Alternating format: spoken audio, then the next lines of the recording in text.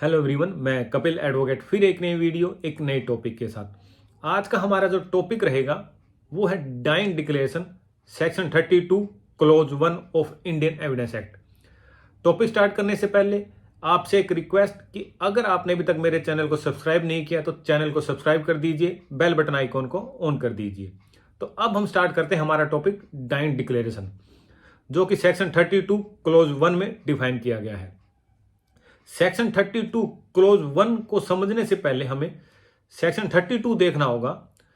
Section 32 of Indian evidence act ये define करता है कि कोई भी ऐसी स्टेटमेंट जो कि रिलेटेड टू रेलेवेंट फैक्ट है और वो उस पर्सन के द्वारा दी जा रही है जिस पर्सन की डेथ हो गई है या वो मिल नहीं पा रहा है या एविडेंस देने के लिए इनकेपेबल है, तो उसकी स्टेटमेंट को रेलेवेंट माना जाएगा और एडमिशन माना जाएगा एविडेंस एक्ट के अकॉर्डिंग।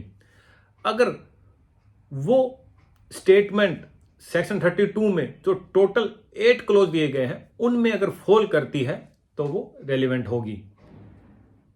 इसी तरह सेक्शन 32 क्लोज 1 ही डाइंग डिक्लेरेशन की बात करता है।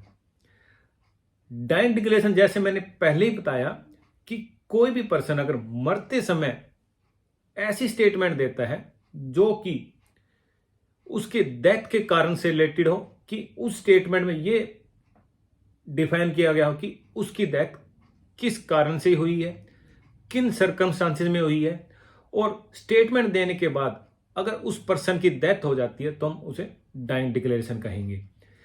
ये डाइंग डिक्लेरेशन का जर्नल मीनिंग हुआ। अब ये बात आती है कि डाइंग डिक्लेरेशन के लिए क्या क्या एसेंशियल कंडीशन है कि किस स्टेटमेंट को हम डाइंग डिक्लेरेशन मानेंगे।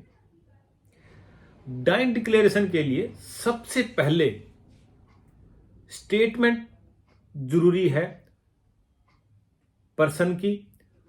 वो स्टेटमेंट चाहे ओरल हो सकती है, चाहे डॉक्यूमेंट्री हो सकती है, अकॉर्डिंग टू सेक्शन 32 क्लोज 1।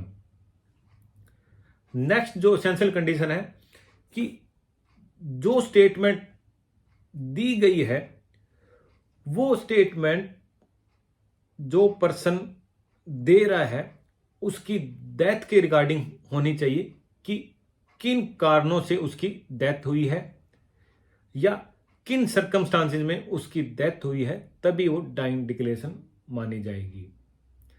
अब जैसे डाइंग डिक्लेरेशन से ही हम समझ पा रहे हैं कि मरते समय जो डिक्लेरेशन दी गई है उसे हम डाइंग डिक्लेरेशन कहेंगे। तो जो नेक्स्ट कंडीशन होगी वो इसी से रिलेटेड है कि स्टेटमेंट देने के बाद में उस पर्सन की डेथ होनी जरूरी है। अगर उस पर्सन की डेथ नहीं होती स्टेटमेंट के बाद, अगर वो पर्सन सर्वाइव कर जाता है तो उसकी स्टेटमेंट को हम रेलेवेंट नहीं मानेंगे अंडर सेक्शन 32 क्लोज 1 में। अब ये बात आती है कि उस स्टेटमेंट को हम किस सेक्शन में रेलेवेंट मानेंगे अगर पर्सन सर्वाइव कर जाता है। इसके लिए आपको section 145, 157 and section 21 of Indian evidence act read करना होगा कि अगर कोई भी पर्सन स्टेटमेंट देता है और वो सर्वाइव कर जाता है तो कब वो रेलेवेंट मानी जाएगी।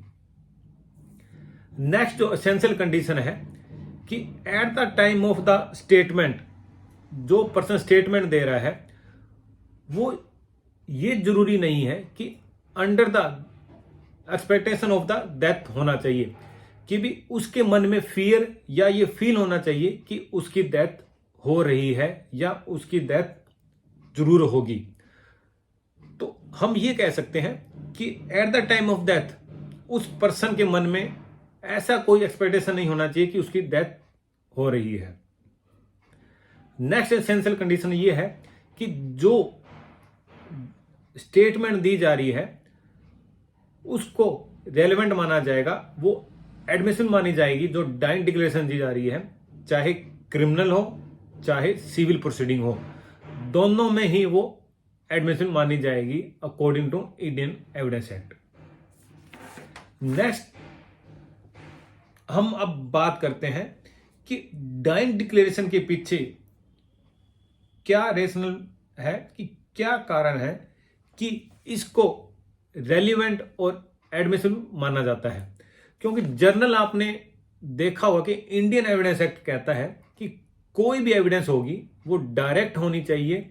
अगर ओरल एविडेंस है तो वो डायरेक्ट होनी चाहिए, या आई विटनेस है उसके द्वारा एविडेंस दी जानी चाहिए। क्योंकि एविडेंस एक्ट हियर से एविडेंस को नहीं मानता, लेकिन यहां पर डाइंग डिक्लेरेशन एक तरह से एक्सेप्शन है हियर से एविडेंस का, डायरेक्ट एविडेंस का। क्योंकि जो डाइंग डिक्लेरेशन है वो डॉक्ट्रिन ऑफ नेसेसिटी पर बेस है। क्योंकि जो पर्सन स्टेटमेंट दे रहा है और उसकी डेथ हो जाती है, और eight the time of death अगर और कोई एविडेंस नहीं है, तो यह जरूरी हो जाता है कि उसकी स्टेटमेंट को हम एडमिसिबल माने, कि उसकी स्टेटमेंट को हम एविडेंस एक्ट के अकॉर्डिंग पढ़ें।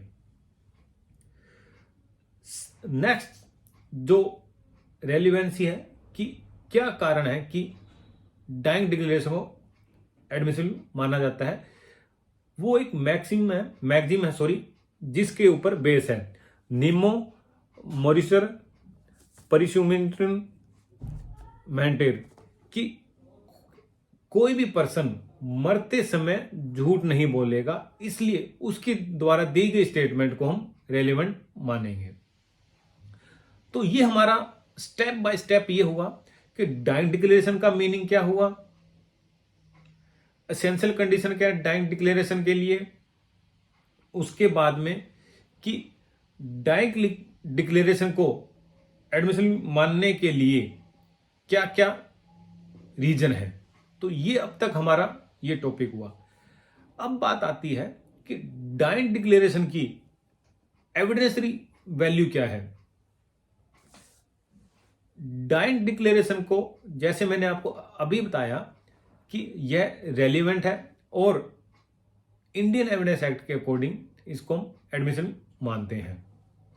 Basically on the basis of dying declaration के बेसिस पर अक्यूज को कन्विक्शन हो सकती है अगर ये प्रॉपरली प्रूव की गई है डाइंग डिक्लेरेशन को, साथ में किसी और अदर एविडेंस से वो कॉन्ट्राडिक्ट नहीं है, तो उस बेसिस पर अक्यूज को कन्विक्ट किया जा सकता है। सेकंड ये कि जब भी डाइंग डिक्लेरेशन को रिकॉर्डेड किया जाएगा तो उसको रिकॉर्डेड करते टाइम में आपको यह ध्यान रखना होगा कि इसको प्रॉपर वे में रिकॉर्डेड किया जाए, ताकि इसकी जो एविडेंसरी वैल्यू है उस पर कोई इफेक्ट ना हो। तो इन बेसिस पर हम ये कह सकते हैं कि डाइंग डिक्लेरेशन की एविडेंसरी वैल्यू हाई है अगर इसको प्रॉपर प्रूफ किया गया है। अगर किसी अदर एविडेंस से ये कॉन्ट्राडिक्ट नहीं है तो अक्यूज को कन्विक्शन हो सकती है on the basis of the dying declaration. अब मैं आपके साथ दो केस लॉ शेयर करता हूं। फर्स्ट है Koli Chunnilal versus state of Gujarat 1999। इस केस लॉ में ऑनरेबल सुप्रीम कोर्ट ने कहा था कि अगर डॉक्टर सर्टिफिकेट भी नहीं देता है कि जो पर्सन स्टेटमेंट दे रहा है उसके हेल्थ के रिलेटेड अगर कोई सर्टिफिकेट भी नहीं दे रहा है, तो भी हम डाइंग डिक्लेरेशन को ये नहीं कह सकते कि भी वो एडमिसिबल नहीं है एविडेंस में। अकॉर्डिंग टू दिस जजमेंट कई बार डॉक्टर का सर्टिफिकेट नहीं मिल पाता जिस टाइम पर्सन के द्वारा स्टेटमेंट दी जा रही है एज ए डाइंग डिक्लेरेशन, तो उसका कोई इफेक्टेड नहीं होगा डाइंग डिक्लेरेशन पर अगर वो प्रॉपरली प्रूव्ड होती है। सेकंड है Kanchi Komuruma versus state of Andhra Pradesh 1955। इसमें यह कहा है कि जब भी कोई मजिस्ट्रेट डाइंग डिक्लेरेशन रिकॉर्डेड करेगा तो वो इस बात का ध्यान रखेगा कि at the time of the recording of the statement as a dying declaration जो पर्सन स्टेटमेंट दे रहा है कि क्या उसका माइंड फिट है, कि क्या उसको प्रॉपर नॉलेज है कि वो क्या स्टेटमेंट दे रहा है, किसके लिए स्टेटमेंट दे रहा है। तो ये मजिस्ट्रेट को eight the time of the recording statement ध्यान रखना होगा। तो ये दो जजमेंट थी। लास्ट में अब बात आती है कि जो इंग्लैंड में लॉ है और इंडिया में लॉ है रिलेटेड टू डाइंग डिक्लेरेशन, इन दोनों में डिफरेंस क्या है। सबसे फर्स्ट जो डिफरेंस ये है कि इंग्लैंड में जो डाइंग डिक्लेरेशन है वो सिर्फ क्रिमिनल लॉ में ही रेलिवेंट है, क्रिमिनल लॉ में ही एडमिसिबल है। लेकिन इंडिया में चाहे सिविल केस हो या क्रिमिनल केस हो, दोनों में ही एडमिसिबल मानी जाती है और दोनों में ही रेलिवेंट है। सेकंड, इंग्लैंड में जब भी डाइंग डिक्लेरेशन दी जा रही है, eight the time of the statement जो पर्सन स्टेटमेंट दे रहा है वो under the expectation of the death होना चाहिए। लेकिन इंडिया में ऐसा कोई रूल नहीं है। तो ये डिफरेंस है इंडिया और इंग्लैंड के डाइंग डिक्लेरेशन से रिलेटेड। तो आज का हमारा यही टॉपिक था, डाइंग डिक्लेरेशन। चैनल को सब्सक्राइब कर दीजिए, बेल बटन आइकॉन को ऑन कर दीजिए और वीडियो को लाइक कर दीजिए एंड शेयर कर दीजिए। Thank you.